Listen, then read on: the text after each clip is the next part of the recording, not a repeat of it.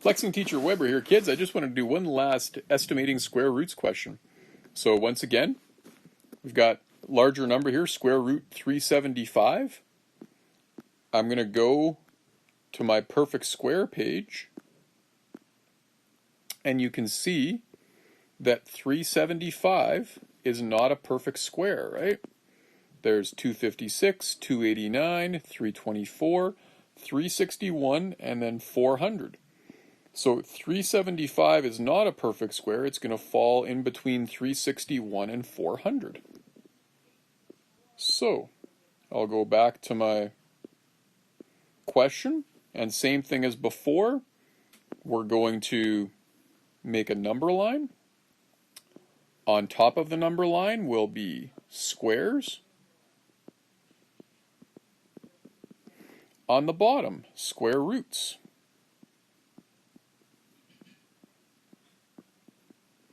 And since 375 is not a perfect square, I'm going to put on the number line the perfect squares below and above 375.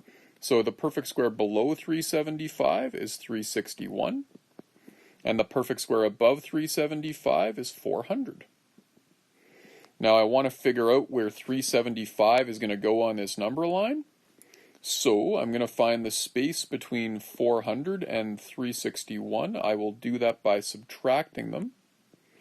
400 minus 361 is 39. So the distance from here to here is 39. Now I want to know the halfway point. So to do that, I'll do 39 divided by 2. And that's going to be 19.5. So if I add 19.5 onto 361, I'm going to get the midway point of 361 and 400. So 361 plus 19.5 means the midway point will be 380.5. Now, next thing I want to do is place 375 on the number line. Well, I know 375 will be somewhere in this area, probably closer to the 380.5, so I'm going to place it right about here. Now remember, I'm estimating the square root of 375, but I'm going to use my perfect squares. Now the square root of 361 is 19.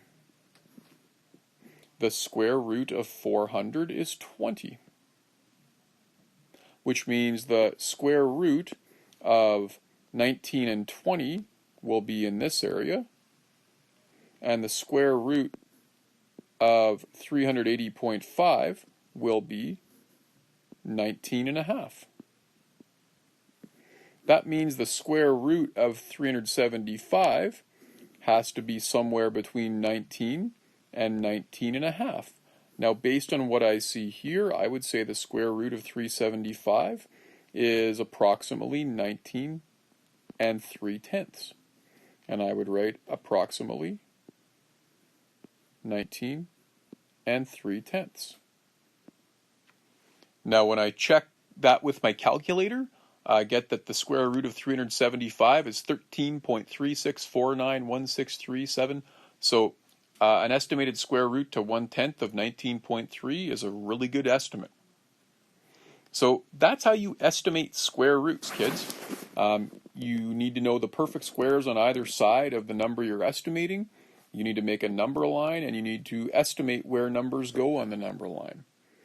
Now, what I'm going to get you to do today is I'm going to get you to do an assignment MP99, numbers 4 and 5, and you're going to be asked to estimate square roots. It's really important you estimate those by using number lines and doing exactly what I just showed you in the last 3 videos. That's all you're being asked to do, okay?